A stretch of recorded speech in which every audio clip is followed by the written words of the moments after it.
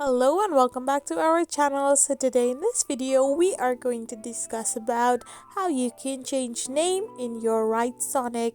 So without wasting much of our time, let's get straight into the video. So first and foremost, all you need to do is simply open a web browser of your preference and type in the URL www.writesonic.com. So once you do this, you need to simply enter it and you will end up in the official website of Writesonic.